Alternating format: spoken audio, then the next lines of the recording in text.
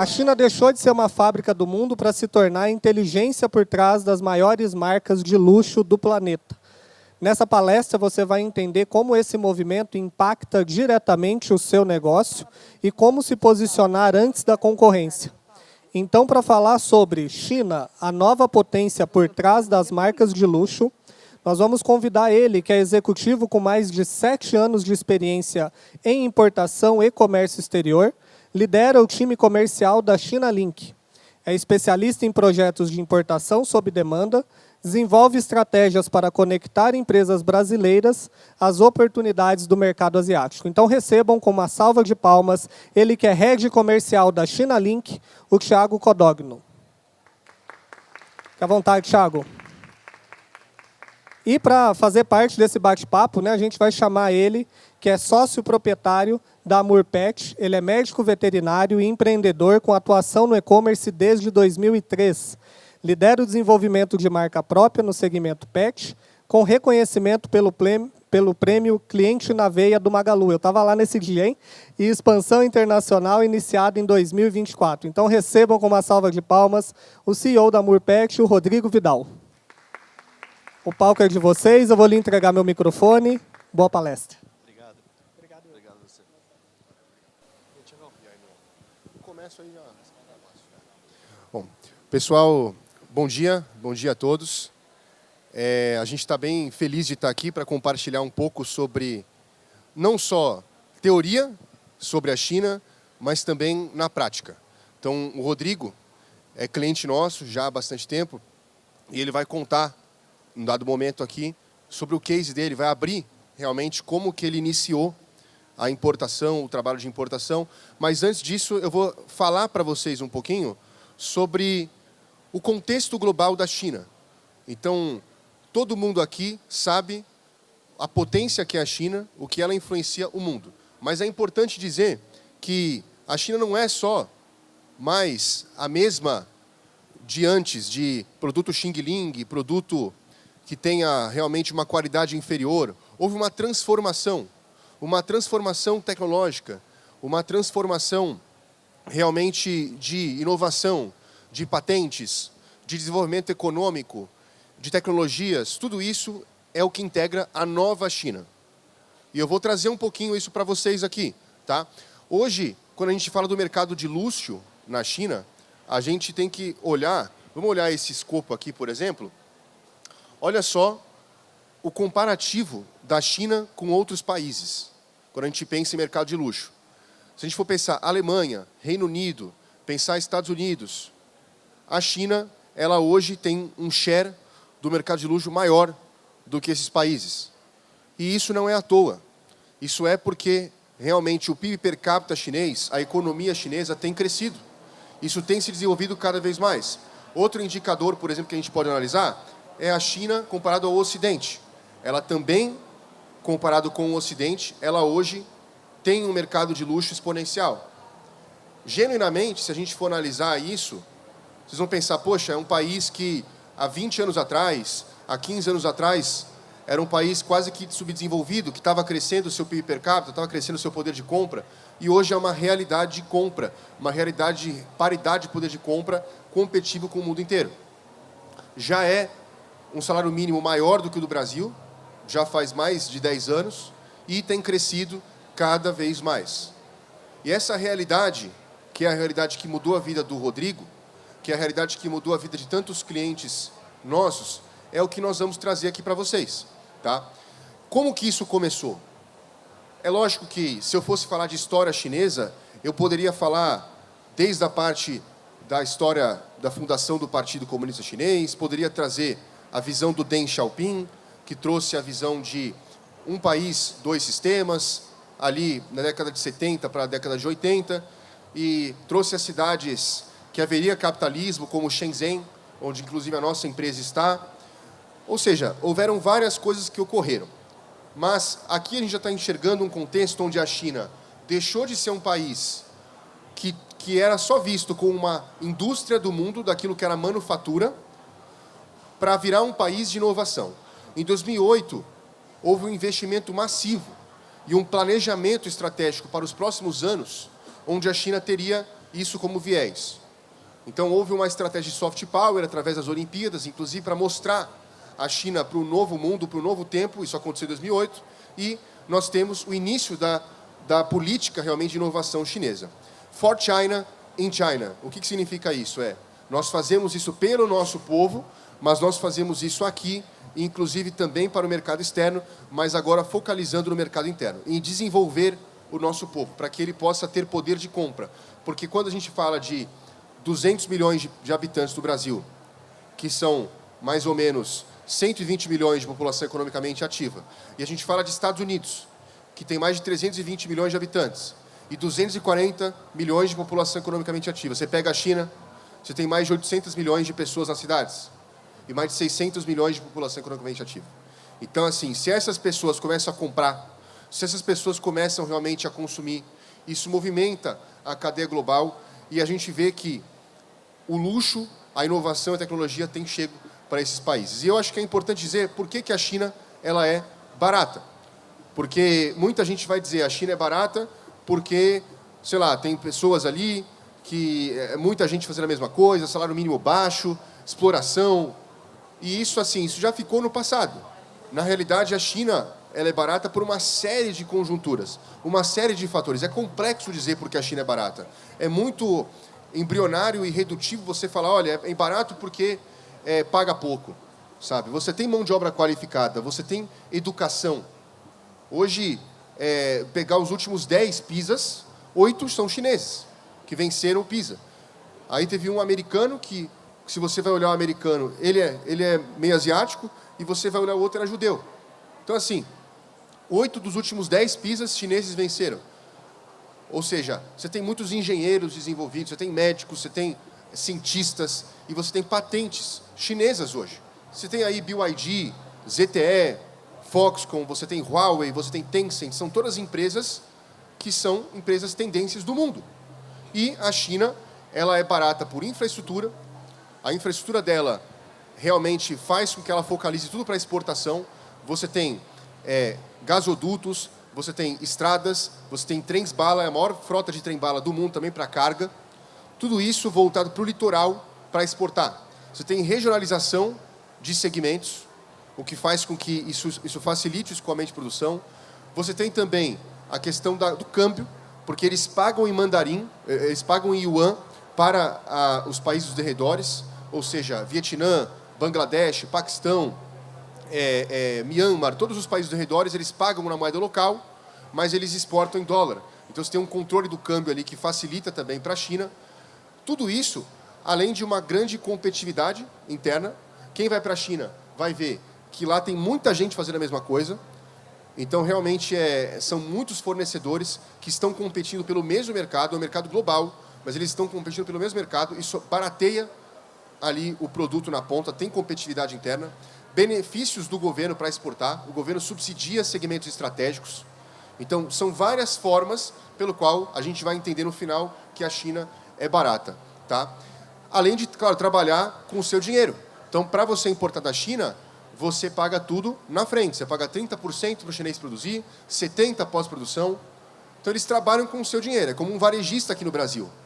Isso facilita bastante. É uma evolução do toyotismo, que veio com a ideia de você pede para eu produzir. A China faz a produção just in time, tudo com o seu dinheiro, e aí eles produzem a tecnologia com as patentes. E por que as empresas importam?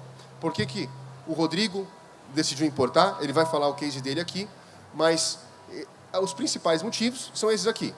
Preço, fornecimento, marca, personalização. Muitas vezes a empresa vai importar por causa do preço, porque a indústria brasileira cada vez mais está defasada, cada vez mais impostos, carga tributária, e aí a gente tem um custo no final, na ponta do produto, versus o nosso poder de compra do nosso país, que não faz sentido você competir com um produto importado em muitos segmentos. Então, não é uma questão de deixar de beneficiar a indústria nacional, é uma questão de sobreviver e conseguir continuando gerando riqueza e gerando emprego. Você está mudando um pouco. Já que o mundo inteiro decidiu transformar a China na fábrica do mundo, você não pode ficar para trás, você não pode deixar isso ser uma coisa que impeça a sua empresa de avançar. Então, as empresas muitas vezes importam por preço, por margem, para poder ter uma margem melhor, para poder continuar crescendo. O outro motivo, fornecimento, é o que o Rodrigo vai falar do dele. Porque muitas vezes você pega e você só pensa que é preço. E não é preço só isso. Às vezes você tem, depende de 1, 2, 3 fornecedores que tem o controle, tem o share daquele mercado e você fica dependendo dele.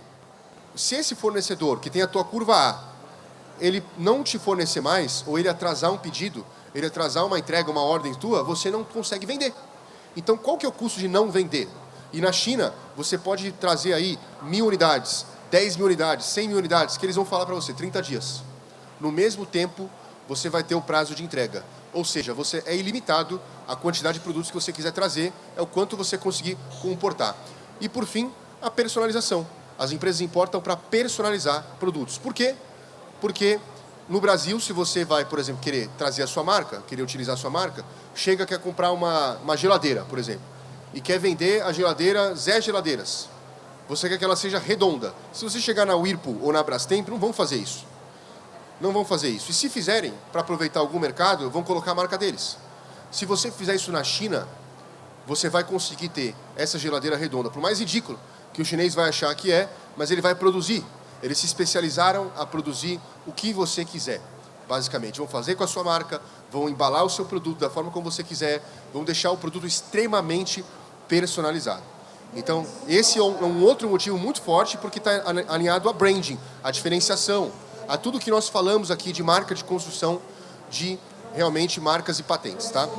Por fim, vamos agora, vou passar para o Rodrigo, meu parceiro. O Rodrigo está com a gente há bastante tempo já na importação. Rodrigo, quero que você fale um pouco para o pessoal sobre o teu case, sobre a tua história, que você faça uma explanação aqui. Oi, pessoal, bom dia, tudo bem? Vamos lá, vou contar um pouquinho sobre a Amur Pet, tá? A nossa empresa. Ela é voltada principalmente para o conforto dos pets, dos animais pequenos.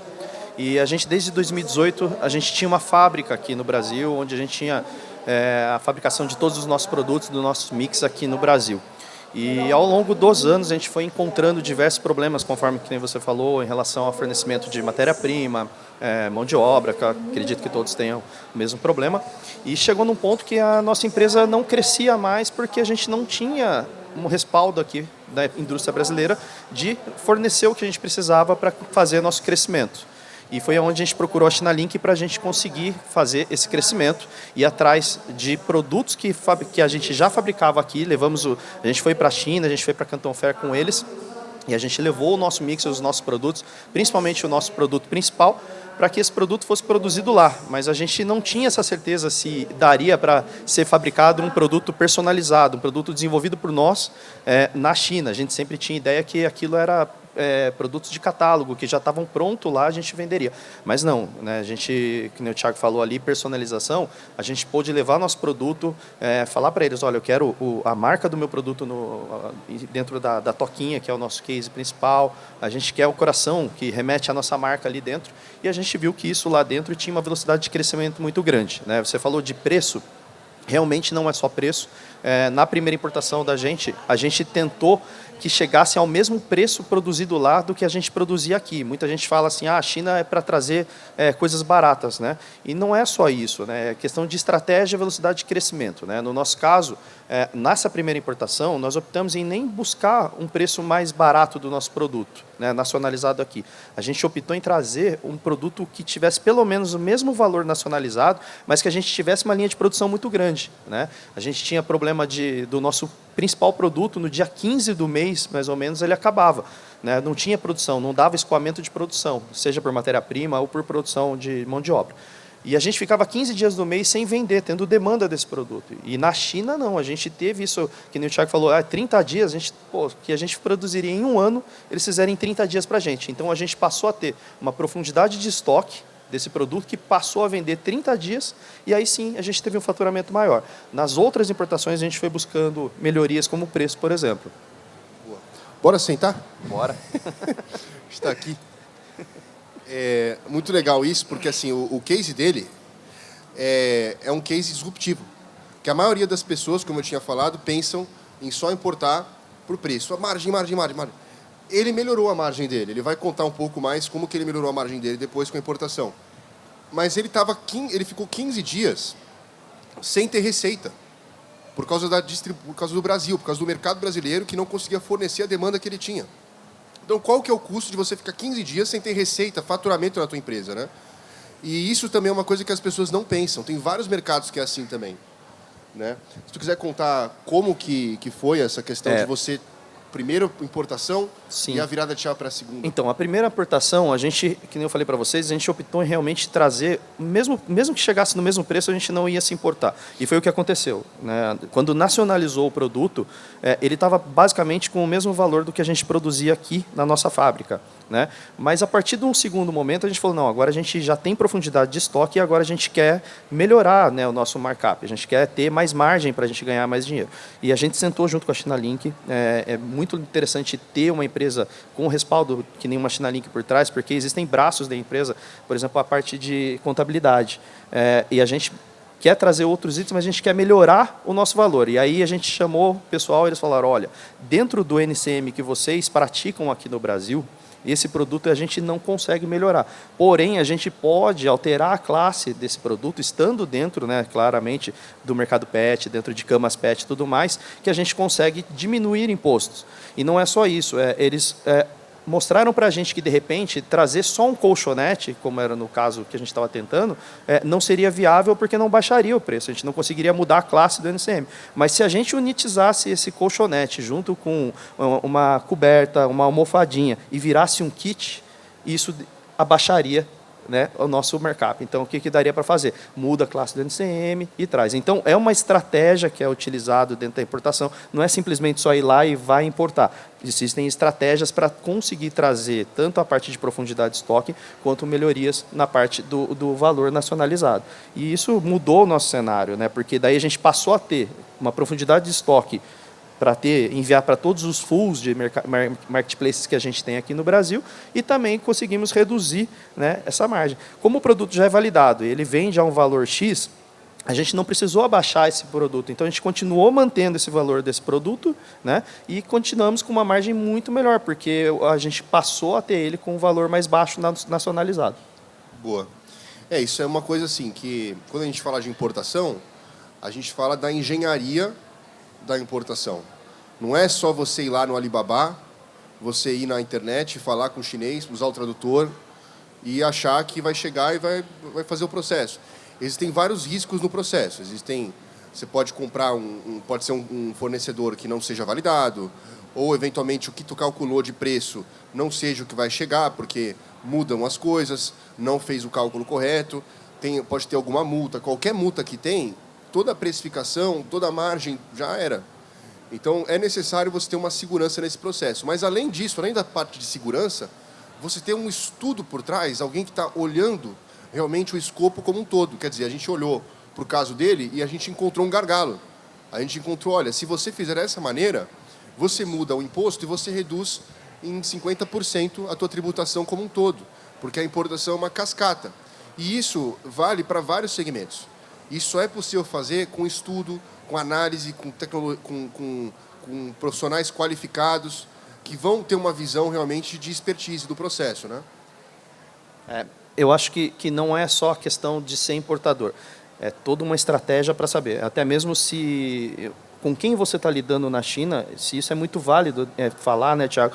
Porque como é que você sabe se vai dar certo de vir de lá para cá, se é correto a fábrica que você está negociando de lá ou não? Então, existe essa parte também de um trabalho de ter uma empresa como a Chinalink por trás, que vai fazer a inspeção, ver se o produto está de acordo, porque a gente foi até a China, levou o produto lá, negociou, mas muitas vezes vocês vão fazer daqui do Brasil, né? Vão traçar croquis com eles e tudo mais e falar, olha, dá para fazer, mas como é que você vai saber se isso vai estar exatamente como vocês querem, né? Como que vai chegar aqui para mim, conforme eu falei realmente que eu queria, eu mandei o croquis, né? Então, uma validação de uma empresa que vai até a fábrica, né, que vai fazer essa inspeção, que vai fazer essa nacionalização, chegar num preço que você vai brigar aqui com o mercado brasileiro, né, com seus concorrentes aqui por preço e tudo mais, é muito importante. Então, é toda uma estratégia. Importar da China é importante para você ter produto, sim, mas é um aumento de velocidade nas estratégias que você tem para crescimento da sua empresa. Tá? Boa. Aqui, pessoal, o nosso objetivo era primeiro mostrar para vocês, para quem aqui trabalha com produto, para quem aqui distribui, vende online, vende no físico, né? Independente se você tem ali a integração do físico com o digital, mas você trabalha com um produto e tem escala, a China pode ser uma grande aliada sua para que você consiga ir para o próximo nível do teu negócio, tá? E no caso referente a nossa empresa, a gente é uma empresa que já está estabelecida aí há muitos anos, são 16 anos de mercado, atendendo grandes players do mercado, como, por exemplo, Grupo Madeiro, Eugene, Multilaser, vários outros também, a Smart Fit, né? São clientes nossos, Atacadista Mateus, entre outros, que a gente atua, mas o nosso foco maior é com PMS, com pequeno e médio, é fazer o pequeno e médio importar. Eu vou dar para vocês um bônus, para quem quiser, é um curso nosso, Jornada do Importador, é um curso que vocês têm acesso, tá? E vocês vão aqui ter uma trilha de aprendizagem exclusiva para a importação. Vocês vão ter um mês de acesso grátis, um mês dá para fazer o curso tranquilo, para vocês poderem realmente aprender na veia sobre importação, tá? A gente tem um stand nosso, que a gente está ali, então, quiser conversar mais com a gente, entender sobre o seu projeto, a gente está à disposição, tá? Foi um prazer falar com vocês aí e ter o Rodrigo como nosso parceiro aí, que está com a gente há bastante tempo, né? Eu também agradeço, Thiago. Eu fico feliz demais poder estar aqui, principalmente para a Murpet, que tem muito a ver com o lifestyle. Nossos produtos, eles conversam muito com o moda casa, com o conforto do animal, né? Então, acho que hoje não é só um produtinho, né? É um produto para os nossos filhos pet e que deve conversar com a decoração da casa, com o conforto e tudo mais. É isso aí, pessoal. Muito obrigado, viu? É isso aí. Valeu, pessoal.